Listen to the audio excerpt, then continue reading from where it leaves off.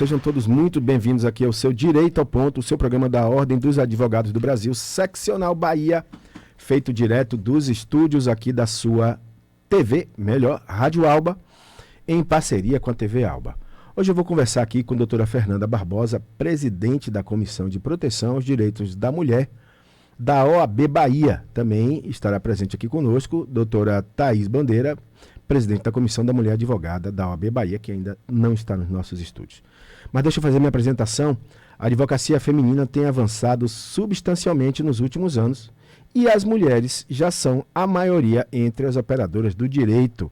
Inscritas na OAB e na OAB Bahia, a força da presença feminina é vista na própria presidência da ordem comandada por doutora Daniela Borges.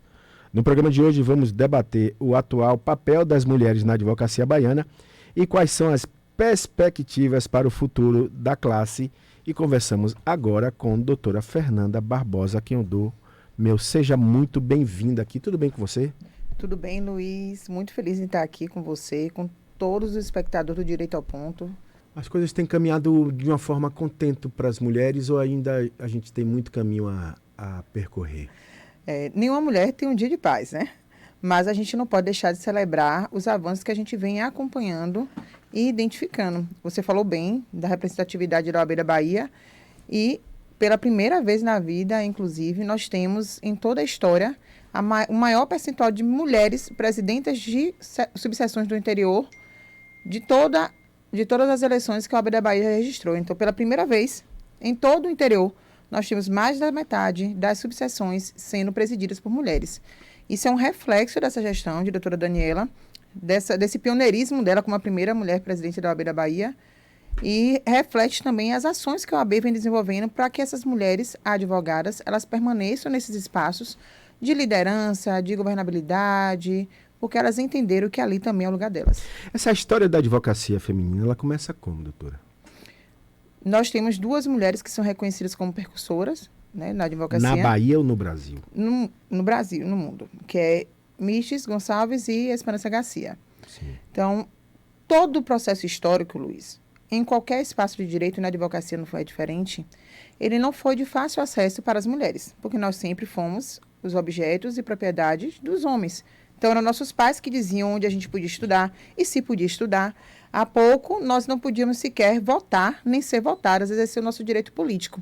Então, não há como falar de um exercício de um direito que hoje nós podemos fazer, eu posso me candidatar, qualquer outra advogada pode se candidatar, e podemos escolher, inclusive, ser advogadas, quando, em verdade, no passado, as únicas profissões que cabiam à mulher era de professora. E dona de casa, e dona de casa, que era uma profissão. Que não era nem dona de casa, era cuidadora do lar. Cuidadora do lar. Nomeava-se como dona de casa, mas quem é o dono da casa? Quem ainda tem a propriedade ou a posse. E ela não tinha nenhum dos dois. Ela era uma empregada doméstica sem remuneração. Imagine você era tirada do seu lar, apropriada a um homem, e você, em verdade, você era domínio daquele homem. Sem qualquer direito resguardaram. Nenhum direito sexual, porque ela não podia escolher se ela queria ter ou não filhos, se ela queria ou não ter relações sexuais. Ela não podia escolher a religião dela, porque ela tinha que seguir a religião do marido. Ela não podia escolher o que vestir. Até os livros que nós mulheres tínhamos acesso, eles eram controlados. Porque qualquer livro que estimulasse um mínimo de independência, eles eram tidos como livros proibidos. Imagine você, você sabe que de vez em quando, Fernanda, vou te chamar de Fernanda. Me chame, por favor. Você é bem mais jovem do que eu, me permita aí. E a nossa relação, você é uma pessoa que eu gosto muito, que eu admiro, pode chamar de Fernanda sempre. Ah, obrigado. Você sabe que eu fico tentando me imaginar numa situação como essa e não consigo. E olha que a gente tem uma imaginação, assim, acredite assim, no sentido de, meu Deus, como seria para aquela mulher? E assim, acho que a melhor expressão que nós tivemos disso, assim, numa forma de lúdico, foi aquela minissérie lá da TV que o cara dizia, vá se lavar, que eu vou te usar. E aí ela dizia, mas eu tô com dor de dente, eu não vou usar seus dentes, uma coisa assim que ele falava. E eu ficava, eu vi algumas vezes, eu não gosto, particularmente eu não gosto. Mas eu falei assim, rapaz, que negócio absurdo. E ela ali, numa relação que ela foi forçada a ter, ela vivia aquela situação, e você vê que nitidamente, eu acho que até para ela, para a própria Maitê Proença, que fazia a personagem, era uma violência. Era uma violência absurda. É um E muitas negócio mulheres absurdo. eram violentadas nesse sentido. Não só da violência sexual dentro do casamento, que hoje nós reconhecemos como estupro marital, quando a mulher ela não quer ter relação sexual com esse marido, ou ela não tem consciência para dizer que não quer, porque às vezes ela está embriagada, ou no estado de lucidez que não tem estado de lucidez, é configurado estupro marital. Então, hoje nós vivemos um avanço, mas é um avanço legislativo. Eu preciso de um avanço social. Eu preciso que a sociedade pare de naturalizar que uma mulher tem a obrigação de ter relação sexual com seu marido. E entenda que ela tem o direito de ter relação sexual quando e com quem ela quiser. A evolução, a gente está falando sobre essa coisa da advocacia feminina, sobre a história, mas é a evolução em relação à justiça. Sim. Quando é que chega na justiça? Eu vou dizer a minha memória das mulheres na justiça. A minha memória vem de Helena Calmon. É a primeira vez que eu me... E olha que isso faz pouco tempo. É. Sei lá, tem 20 anos, talvez. Nós temos... E eu me lembro de Luiz Linda Valois, minha grande amiga. E aí, vindo das presidentas que vieram para o TJ, falando do TJ particularmente, doutora Cíntia Rezende, agora atualmente, e doutora Lourdes Medawá, que eu tenho também uma afável relação profissional. Mas eu não sei da história por completo. Hoje, existem dados de que nós só temos 38% da composição do sistema de justiça composto por mulheres. No Brasil. No Brasil. E isso é algo que a gente reconhece como um mínimo avanço, porque nós tínhamos um percentual muito menor. 92 anos para ter uma presidenta não é um avanço muito pequeno, não? A passos lentos, Luiz. Se nós não éramos reconhecidas sequer pela nossa capacidade intelectual, nós advogadas éramos medidas pelo tamanho da saia. Você sabe que é uma prática que eu digo para você que, em menor número, você sabe que ainda acontece, né? Acontece porque enquanto tivermos homens e mulheres e sociedade, nós vamos ter práticas de violência contra a mulher. Nós temos, Luiz, um índice que assusta muita gente, porque o Brasil está no 5º lugar do ranking mundial em países com índice elevado de violência. Por outro lado, eu tenho a Lei Maria da Penha, que é considerada a 3ª melhor lei do mundo no combate à violência contra a mulher e de gênero. Então, o que é que está faltando aí? Por que essa balança não equilibra? Quero para o Brasil. O Brasil está lá no fim da lista. Ele está quase no topo. Eu vou dizer para você que não equilibra porque as leis são flexíveis.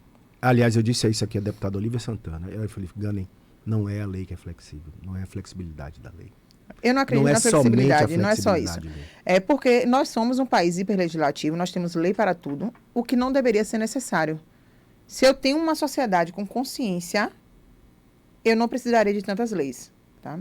Quando nós falamos de violência e desse desequilíbrio entre o que tem em ter uma melhor lei e estarmos no 5º lugar no ranking mundial como país mais violento, nós estamos falando aí de um problema que é a desigualdade de gênero. E aí ela está em todos os espaços, Luiz. Ela está na advocacia, ela está nos ambientes acadêmicos. Ela está no jornalismo. Ela está no jornalismo. Porque uma jornalista, quando ela engravida, ela já não volta mais para o programa ao vivo na manhã. Ela já perdeu o padrão. Ela já perdeu o padrão. Ela já começa a ser vista com outros olhos. Eu não posso colocá-la aqui num programa que precisa de uma assiduidade fixa. Por quê? Porque o menino pode ficar doente. Então, a mulher, ela é medida e cobrada o tempo todo. Daniela é uma percussora, mas qual preço ela não paga por isso também? Nós temos uma presidenta que corre a Bahia toda. Casada, mãe de 2 filhos, professora. Verdade. E que por muitas vezes eu tenho certeza, já foi abordada, cadê seus filhos? Porque as pessoas anulam a figura do pai. O pai é apenas o provedor, né? E que nem sempre provém. O pai, ultimamente, tem sido o doador genético. Virou uma coisa meio que... Porque o prover é muito diferente de você depositar R$200 no final do mês. Que é o que a maioria faz. Esse dado da justiça, a gente tem, assim... você tem um marco sobre a primeira mulher a frequentar, a ser titular ou estar dentro do quadro de um tribunal? Ou de uma justiça como um todo? Tem esse dado? Tem. No site do CNJ, tem toda uma pesquisa com relação ao percentual, os cargos que são ocupados. E, inclusive, existem alguns dados com relação à evolução salarial. Qual foi a primeira? Eu não me recordo agora, Luiz. Mas é algo de 30 anos para cá no máximo, 30 né? anos, não. Tem mais. Tem mais? Tem mais. Tá aí, uma coisa que sempre... Mas aí eu lhe pergunto, quando você imagina um presidente de um órgão como o Tribunal de Justiça, em algum momento, A não ser agora que você vem discutindo o gênero. Você já visualizou uma figura masculina? Uma Rapaz, feminina? se você contar que a presidenta Dilma foi eleita em que ano? 2010, é isso? 2010, o presidente ficou até 2010. 2010, e você tem 500 anos de república? Pois é. E nós não visualizamos mulheres em espaços de poder, sabe por quê? Porque nos ensinam que quem fica ali são homens. As mulheres estão aqui para enfeitar a mesa. É isso que a sociedade quer que a gente acredite. Senadora Alice da Mata sofreu muito. Muito. Ela é uma percussora. É uma mulher que eu admiro muito. A prefeita que apanhou muito, mas muito. E a cobrança em cima da mulher, em qualquer espaço de poder que ela ocupe, é muito maior. Porque ela tem que estar com a unha feita. Olha para ali como é que a presidente do tribunal está vestida daquele jeito. Ainda tem as cobranças da sociedade. Do estereótipo, né? que se espera. Como é que uma presidente de um órgão daquele está com o cabelo daquele jeito? O homem pode chegar com o cabelo... Ninguém questiona do homem. Vai chegar com as unhas... Ninguém pergunta ao homem. Pelo contrário, se ele chegar, corridas que se é gravata porque fui deixar o menino na escola. É o melhor pai do mundo. Vai a mulher chegar com o cabelo desgrenhado porque foi levar o menino na escola e ficou de vida desleixada, é por isso que o marido trai. E você falou da advocacia feminina, e a gente está vivendo um momento que é muito importante de ressaltar também, Luiz, que é um momento da advocacia com perspectiva de gênero. Nós temos tido os grandes avanços aí para uma advocacia com um olhar feminino, não no sentido de um olhar delicado, mas num olhar que eu posso olhar a mulher em qualquer esfera do direito, tá? Considerando todo o processo histórico, cultural, de violências que essa mulher já sofreu e o machismo existente na sociedade. Então, quando eu falo, por exemplo, que uma mulher, como é que ela não sabia que o marido tinha vendido a casa? Ela não sabe. Porque a maioria das mulheres não tem sequer acesso aos bens do casal. Porque isso é coisa de homem. Gerir e administrar foi imbuído na sociedade como uma coisa de homem. Eu fico tentando me situar aqui. Tem uma frase que sempre é dita e que eu sempre contesto, e vou fazer isso com você, até porque eu acho que é importante a gente ressaltar isso. Eu nunca diria, finalmente, ou está havendo grandes avanços. Eu diria, finalmente está havendo um avanço. Ou um mínimo de reparação. É porque eu não consigo enxergar como está tendo grandes avanços. Finalmente está tendo um avanço. E assim, às vezes a gente usa essa expressão de que estamos com grandes avanços, porque quando nós falamos de direito das mulheres, Luiz, nós falamos de direitos que caminham a passos lentos. Nós tínhamos uma lei que colocou uma qualificadora no homicídio para dizer o que era feminicídio, que não era crime. Feminicídio era uma causa de aumento de pena do homicídio. 10 anos depois, com o pacote antifeminicídio, que o feminicídio foi tipificado como crime. Nós, mulheres, precisamos de muito mais tempo, sempre, para conseguir um mínimo de direito garantido. Todo mundo sabe que o feminicídio existe, que ele é crime. Mas por que demora tanto? Falta interesse, falta boa vontade. É o mínimo. Não, a gente já botou aqui como qualificadora, deixa aí. Corporativismo de gênero. Com certeza, sabe por quê? Porque se eu tenho o feminicídio tipificado como crime, eu vou precisar de mais políticas públicas. Eu vou precisar direcionar verba. Eu vou precisar agir. Porque eu não vou ter subnotificação, eu vou ter dados. Porque se eu tenho o feminicídio como qualificadora, como era antes, eu tenho o quê? Um índice elevado de homicídios. Então, eu não preciso de mais DEANs. Eu preciso de delegacias comuns e essas delegacias já existem. Nós tivemos uma lei recente com relação a o vagão exclusivo no metrô. Sim.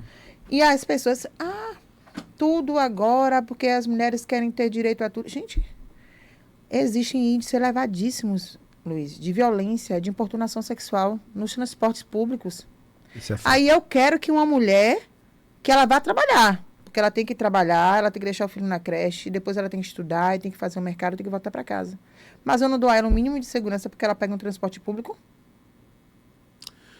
Eu vou fazer o seguinte, doutora. Eu vou ao intervalo comercial. Eu volto daqui a pouco com mais Direito ao Ponto aqui na sua TV Alba. Continue conosco aí. A gente vai e volta já.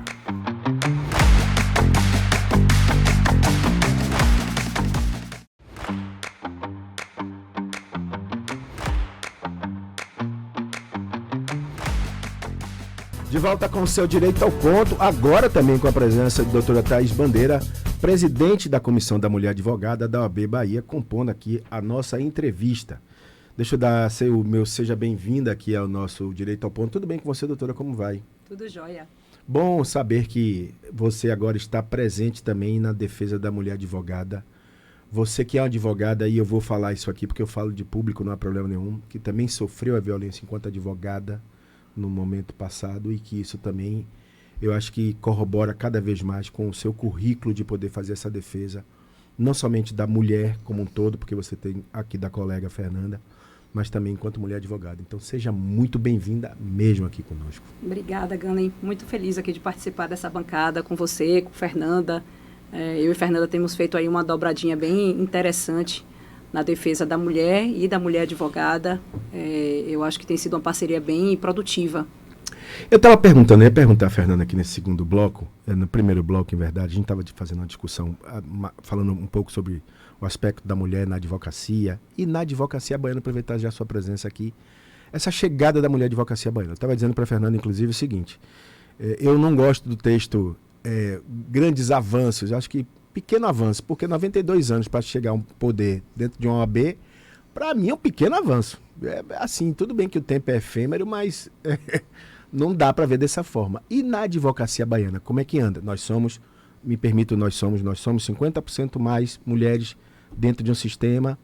Existe hoje a preponderância de 2 mulheres dentro da justiça e do direito, Daniela Borges e Cíntia Rezende.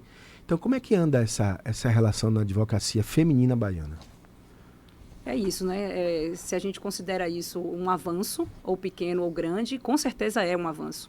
A gente está vendo aí um quadro de mulheres, em sua maioria, na OAB. A gente está vendo na OAB um conselho, que é um conselho paritário. Então, nós temos 50% dos conselheiros homens, 50% mulheres. Isso é muito significativo.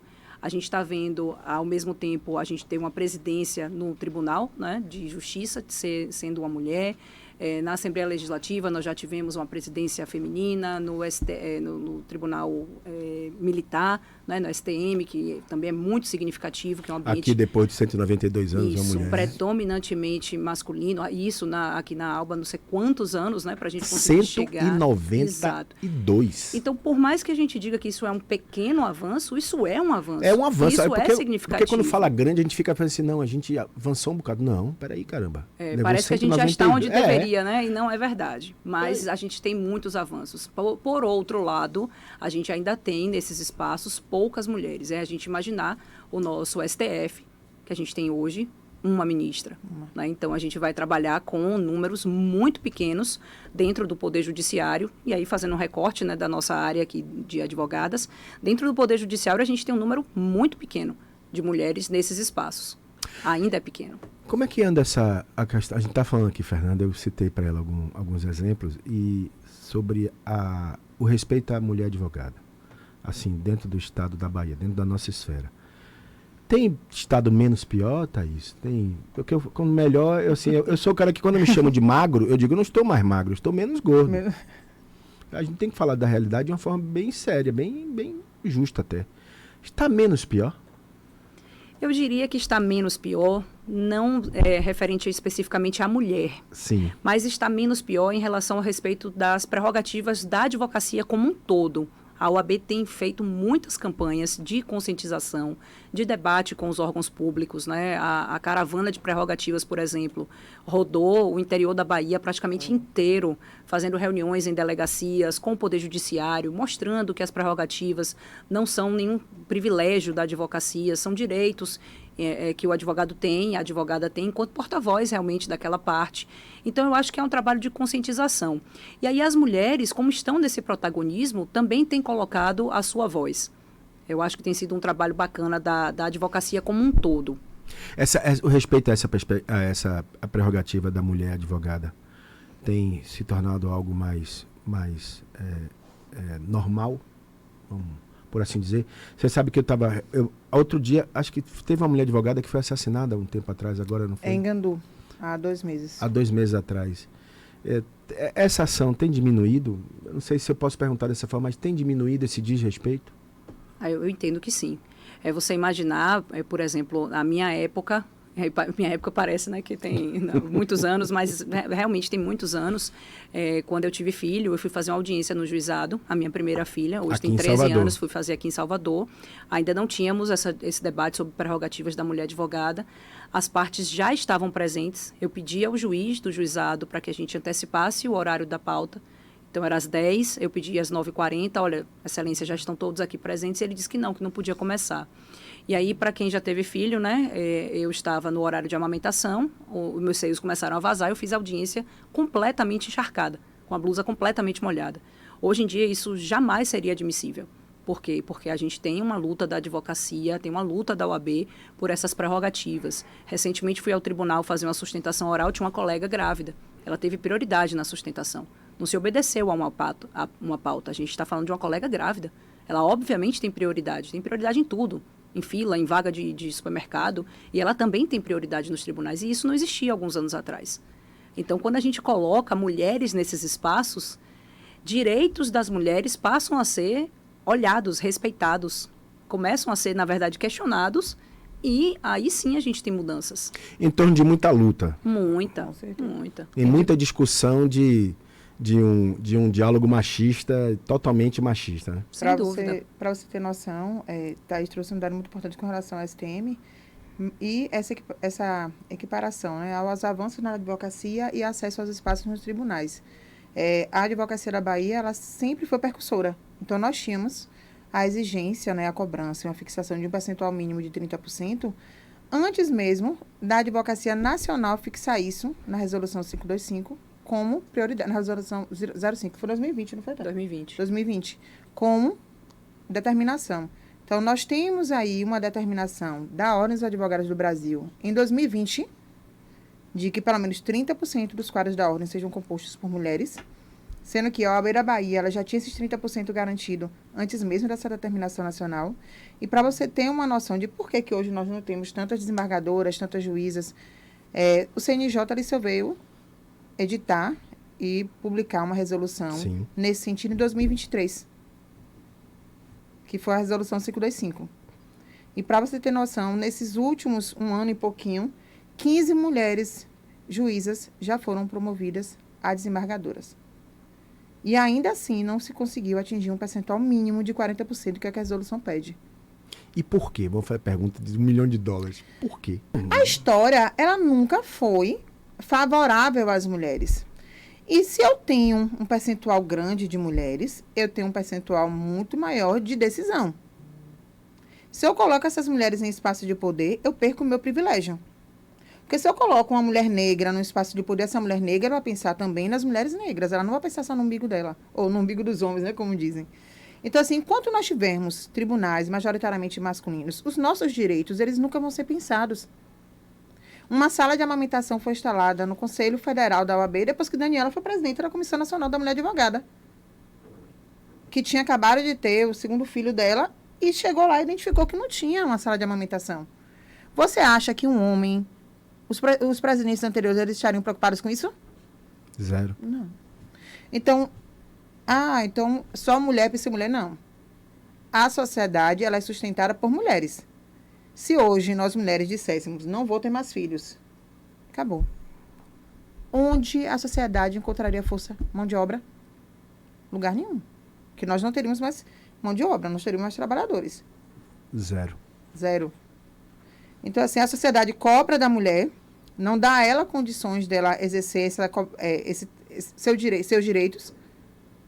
E enquanto eu tiver somente espaços de poder homens, eu nunca vou ter uma equidade um pouco mais próxima com relação ao direito das mulheres. Estou em silêncio aqui porque fico raciocinando. Ele fica pensando. E vou ficando revoltado.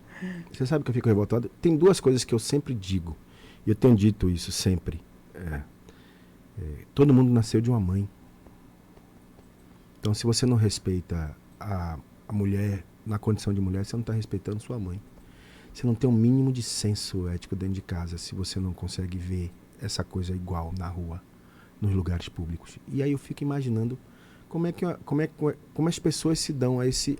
Os homens se dão a isso sem perceber que tem uma esposa, que tem uma mãe, que tem uma irmã. Eu sempre que falam isso, Luiz, É porque eu sempre que escuto isso, eu até comentei com o Thaís. Fale. É algo que me incomoda. Por quê?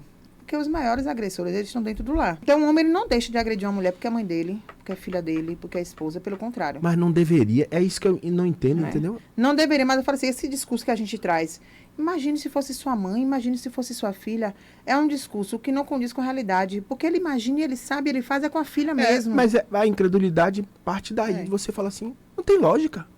Porque é o negócio mais existe louco essa do mundo. construção de que ele é o dono daquela mulher. Ele é o ser supremo, né?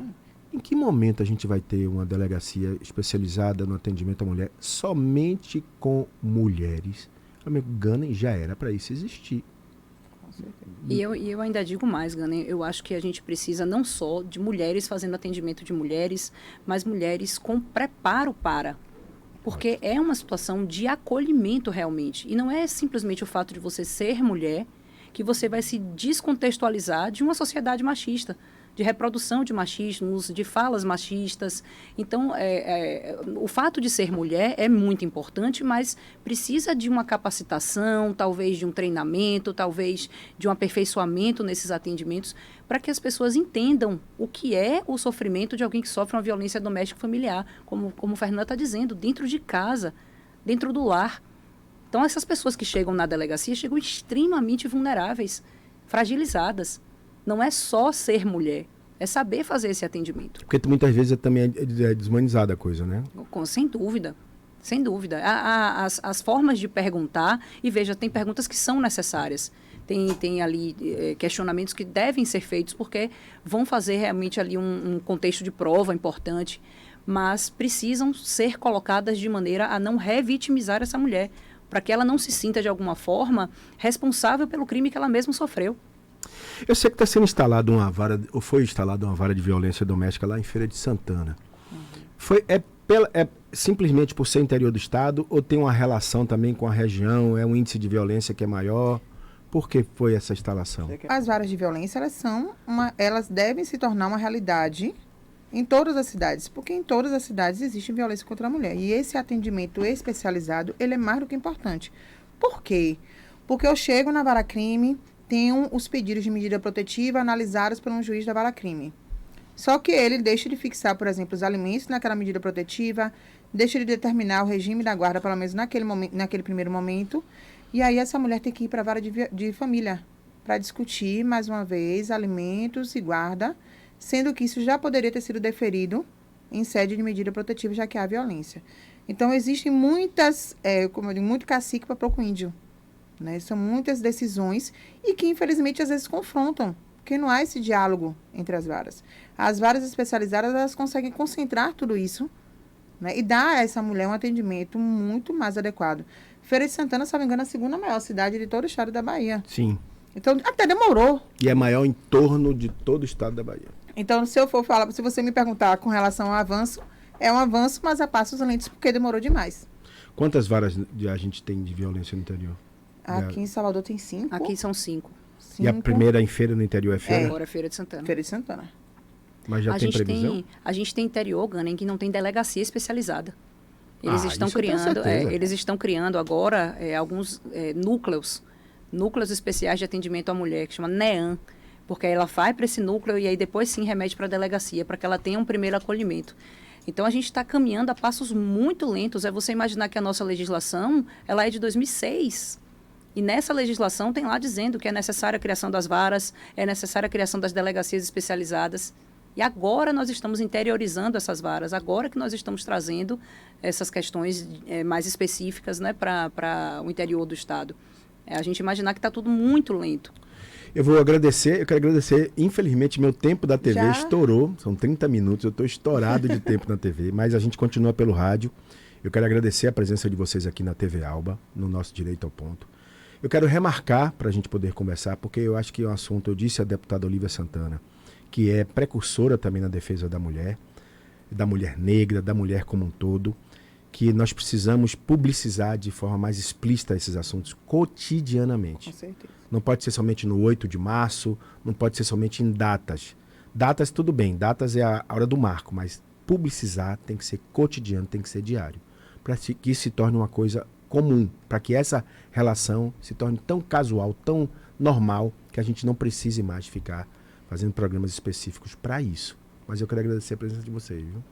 Nós que agradecemos. E o ideal é que a gente sequer precise falar de violência. Com certeza. Eu espero que um dia, eu não acredito que minha geração alcance, mas que a gente venha ao rádio aqui contar das violências que as mulheres sofriam, como hoje nós falamos do mimeógrafo, da máquina de datilografar, de algo que foi, né, que já existiu, mas que a gente não encontra mais. Obrigado, doutora Fernanda. Obrigada, Thaís. Gana. Obrigada, Fernanda, pela parceria. Vamos embora, a gente fica aqui com a TV, mas você pode também ver essa entrevista na Rádio Alba, lá no www.radioalba.org.br, o nosso no YouTube, Rádio Alba Bahia. A todos um grande abraço, fiquem com Deus, tchau.